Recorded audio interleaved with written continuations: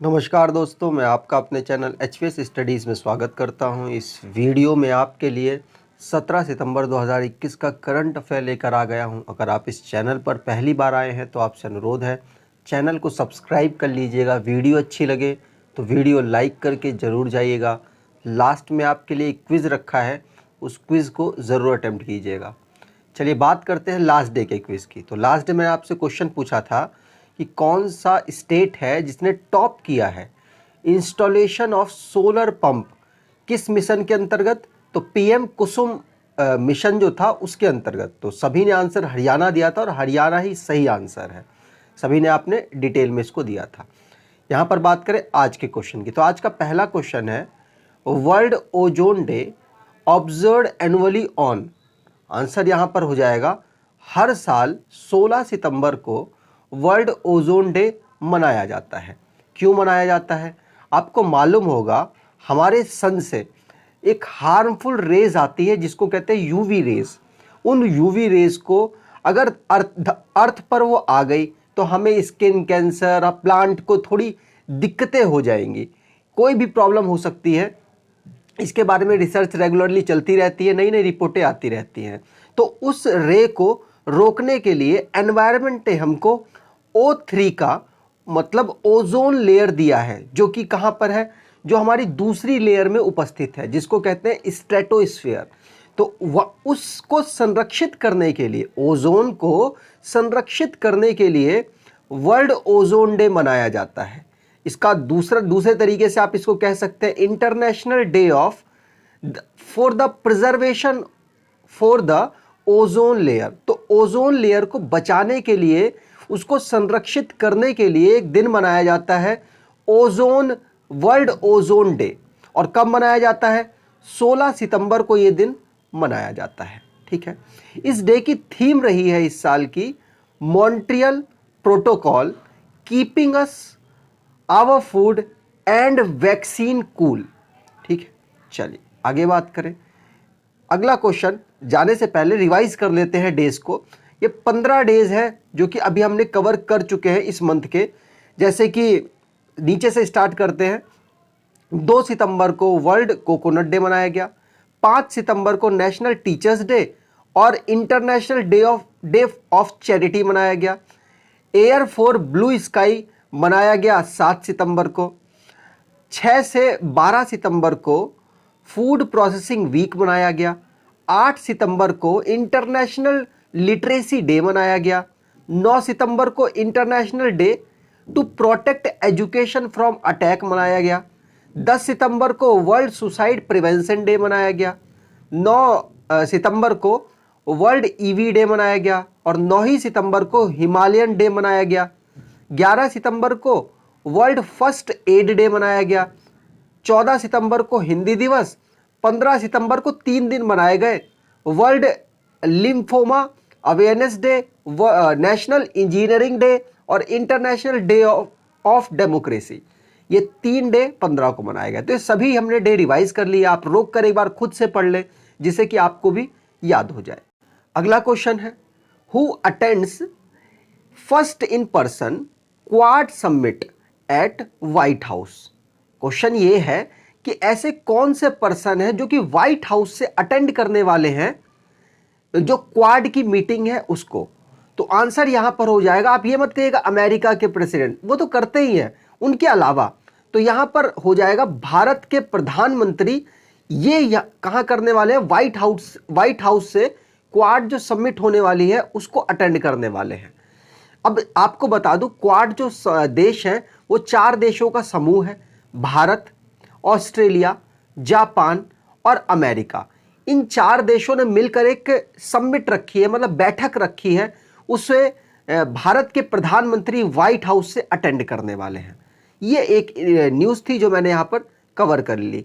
यहां पर बात करें भारत के प्रधानमंत्री वहां पहुंच कैसे गए, तो न्यूयॉर्क में यूनाइटेड नेशन जनरल असेंबली की बैठक होने वाली है, उसको अटेंड करने के साथ साथ नरेंद्र मोदी जी इस क्वाड की बैठक को भी अटेंड करेंगे। इसलिए ये न्यूज़ चर्चा में रही और मैंने आपसे डिस्कस करी है। कब करने वाले हैं? तो 24 सितंबर को तो क्वाड की बैठक होगी और उसके बाद 25 सितंबर को यूनाइटेड नेशन जनरल असेंबली की जो बैठक है उसको एड्रेस करेंगे। ठीक है, चलिए आगे बात करें तो यहाँ पर रिवाइज कर लेते हैं कुछ मोदी जी से रिलेटेड, कुछ समिट से रिलेटेड। तो पहला तो आपको ने समझ लिया कि प्रधानमंत्री नरेंद्र मोदी जी पहले पर्सन बन चुके हैं जो कि क्वाड समिट को व्हाइट हाउस से अटेंड करेंगे। इंडिया और ऑस्ट्रेलिया ने अभी रिसेंटली 2+2 मिनिस्ट्रियल डायलॉग आपस में किया है। प्रधानमंत्री नरेंद्र मोदी जी चेयर किए हुए हैं 13th ब्रिक्स समिट को। इंडिया ने होस्ट किया है होस्ट करेगा G20 समिट को 2023 में। इंडिया ने होस्ट किया है इंटरनेशनल क्लाइमेट समिट को 2020-21 वाला। प्रधानमंत्री नरेंद्र मोदी जी ने वर्चुअली एड्रेस किया है 6th ईस्टर्न इकोनॉमिक फोरम 2021 को। इंडिया ने होस्ट किया है 8th meeting agriculture expert of BIMSTEC countries की। और G20 की जो ministerial conference on women empowerment हुआ है वो कौन कर रहा है? इटली कर रहा है। जो भी इस साल जो भी G20 की बैठक होगी उसको कौन होस्ट करेगा? इटली करेगा। ठीक है, अजीत डोवाल जी ने 11th BRICS NSA virtual meeting को चेयर किया है। ठीक है, चलिए आगे बात करें।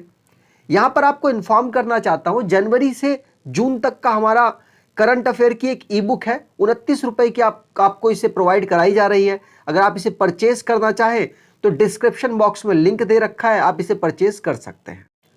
अगला क्वेश्चन है, who appointed acting president of Olympic council of Asia. तो एक्टिंग प्रेसिडेंट बने हैं एशिया के ओलंपिक काउंसिल के, कौन बने हैं? तो भारत देश के राजा रणधीर सिंह जी बने हैं और इनको एक्टिंग बनाया गया है। तो मोस्ट इंपॉर्टेंट ये पर्सन है, इनके बारे में याद रखना है, आपसे आने वाले एग्जाम में पूछा जा सकता है क्योंकि ओलंपिक से रिलेटेड कुछ भी इस समय आपसे पूछा जा सकता है क्योंकि ओलंपिक का गेम हुआ है अभी रिसेंटली। तो राजा रणधीर सिंह जी एक्टिंग प्रेसिडेंट बन गए हैं ओलंपिक काउंसिल ऑफ एशिया के। किसके कहने पर, किसकी जगह पर? तो शेख अहमद अल फहाद अल सहाब के अपील पर। ठीक है, यहां पर बात की जाए तो ओलंपिक कमेटी जो एशिया की है उसका हेडक्वार्टर है कुवैत सिटी में और ओलंपिक कमेटी जो एशिया की उसको फाउंड किया गया था 16 नवंबर 1982 को। ठीक है, चलिए आगे बात करें। यहां पर कुछ अपॉइंटमेंट्स की बात कर ले तो अडोब ने अभी प्रतिभा मोहपात्रा जी को MD और वाइस प्रेसिडेंट चुना है और कहां का? एडोब इंडिया का चुना है। ठीक है, पवन गोयनका जी चेयरपर्सन चुने गए हैं इन स्पेस के। विजय गोयल जी को वाइस चेयरमैन चुना गया है गांधी स्मृति और दर्शन समिति का। याहू ने अपॉइंट किया है अभी नया CEO जिम लेंजोन और इकबाल सिंह लालपुरा जी को नेशनल कमीशन फॉर माइनॉरिटी का चेयरमैन चुना गया है। कैग के CG मुर्मू जी उनको इलेक्ट किया गया है एसोसाई का चेयरमैन।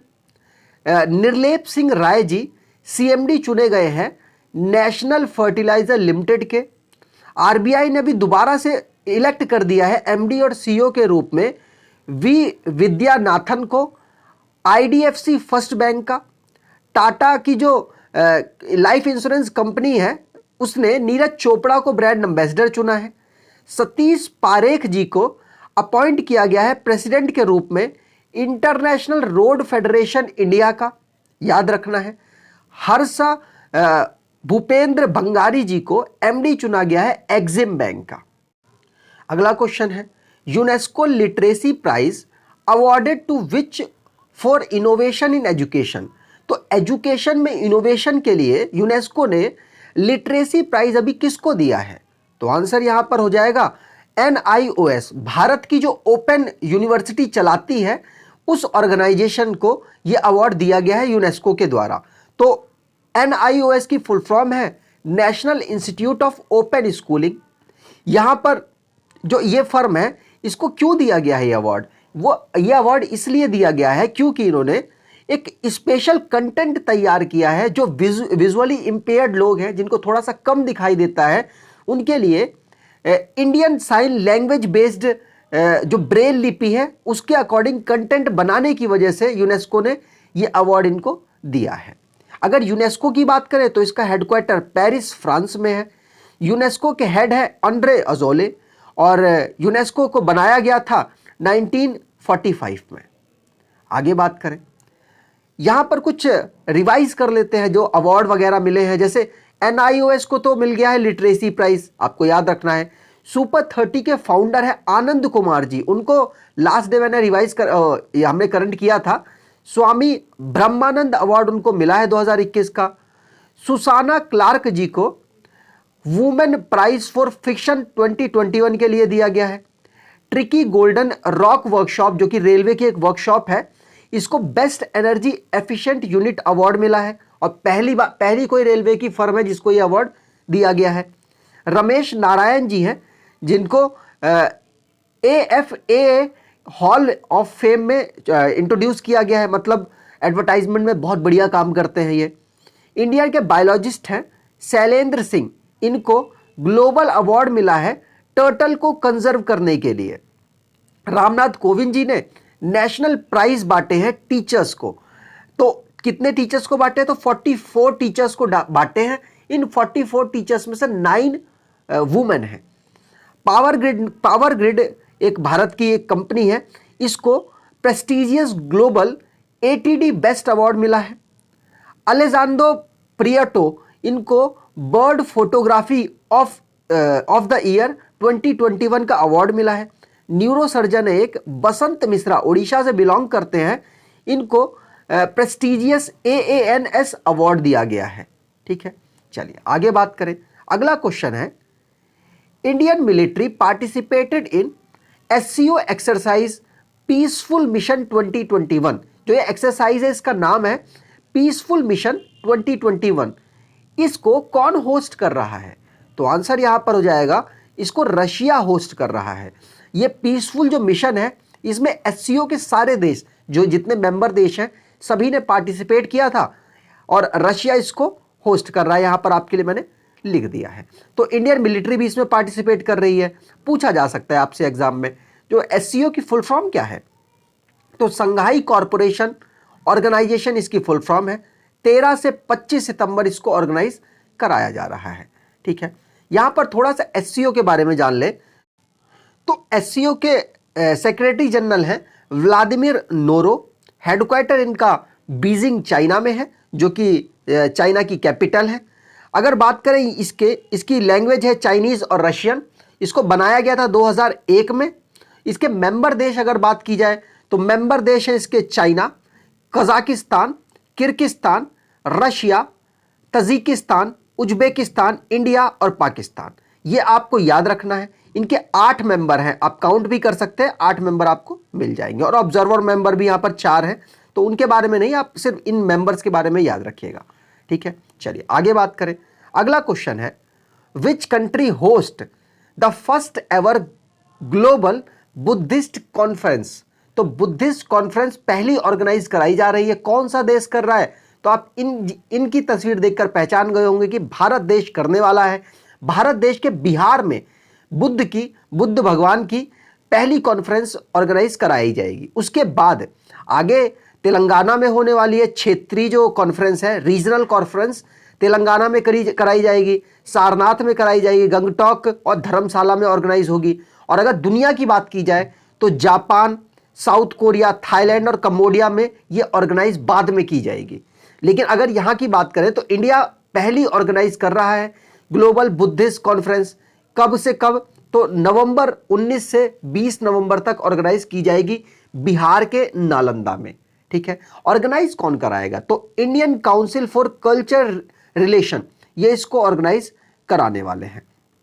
ठीक है, यहाँ पे बुद्ध जी की जो विशेषताएं हैं, जो भी उनके बारे में जो उन्होंने लोगों को ज्ञान दिया है, वो सारी बातें यहाँ पर आपको इन्फॉर्म की जाएंगी। ठीक है, अगर यहाँ पर बिहार में ऑर्गेनाइज हुआ है तो बिहार के बारे में जान ले। बहुत दिन हो गए बिहार के बारे में हमने पढ़ा भी नहीं है। तो बिहार को फॉर्म किया गया था 22 मार्च 1912 को और स्टेट का दर्जा इसको 26 जनवरी 1950 को मिला था। बात करें गौर, इनका स्टेट एनिमल है, कैपिटल है इनकी पटना, डिस्ट्रिक्ट है 38, गवर्नर है फागू चौहान, चीफ मिनिस्टर है नीतीश कुमार, लेजिस्लेचर इनका बाइकैमरल है जहां की काउंसिल में 75 सीट्स हैं, असेंबली में 243 सीट्स हैं, राज्यसभा से यहाँ से 16 सीट आती हैं, लोकसभा से यहाँ से 40 सीट आती हैं। वाल्मीकि नेशनल पार्क यहाँ का इकलौता नेशनल पार्क है।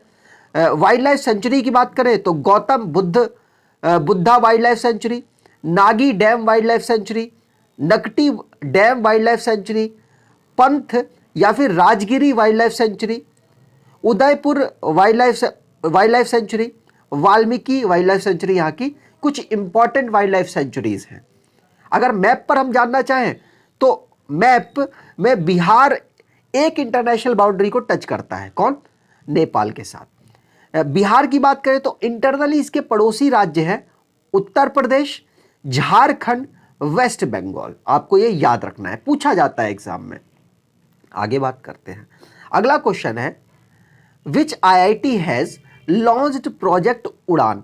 तो प्रोजेक्ट उड़ान को अभी किसने लॉन्च किया है, किस आईआईटी ने लॉन्च किया है? तो आंसर यहां पर हो जाएगा आईआईटी बॉम्बे ने इसको लॉन्च किया है। ये बॉम्बे की ही तस्वीर है। यहां पर उड़ान, प्रोजेक्ट उड़ान का मतलब क्या है? तो प्रोजेक्ट उड़ान का मतलब ये है कि देखिए बहुत सारे लोग हैं जो कि अलग अलग रीजनल लैंग्वेज बोलते हैं और उसमें ज्यादा अच्छे से एक्सप्लेन कर पाते हैं। तो यहां पर इन्होंने प्रोजेक्ट उड़ान के अकॉर्डिंग क्या किया है, ट्रांसलेट करेंगे इंग्लिश भाषा से दूसरी भाषाओं में आपके कंटेंट को, आपकी जो स्पीच हो रही है उसको ट्रांसलेट करने का ये एक बीड़ा इन्होंने उठाया है। ठीक है, जैसे इंग्लिश बहुत लोगों की कमजोर होती है, बिहार और उत्तर प्रदेश के, सभी की नहीं, कुछ लोगों की इनमें कमजोर होती है। तो यहाँ के लोगों के लिए अब बीटेक अगर हिंदी में हो जाए तो और बढ़िया। आईआईटी वगैरह में तो आप जानते होंगे, अगर आप नहीं जानते तो मैं आपको बता दूं, इंग्लिश वगैरह का ज्यादा वहां पे चर्चाएं हैं।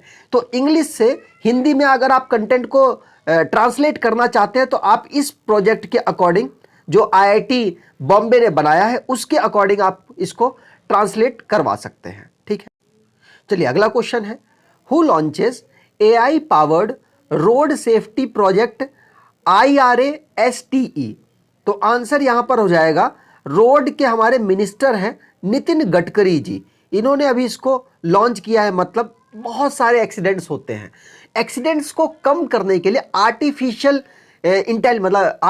इंटेलिजेंस का यूज किया जाएगा, जिससे कि रोड एक्सीडेंट को 50% से ज्यादा कम किया जा सकते हैं। मतलब टारगेट तो 0% का है, लेकिन इनिशियली 50% कम करने की इनकी आशाएं हैं कि अगर ऐसा होता है तो अभी तो पायलट प्रोजेक्ट के रूप में इसको नागपुर महाराष्ट्र में लॉन्च किया गया है, लेकिन अगर ये सक्सेसफुल होता है, अगर 50% से कम एक्सीडेंट होते हैं तो इस जो स्कीम है इसको पूरे भारत देश में लॉन्च कर दिया जाएगा।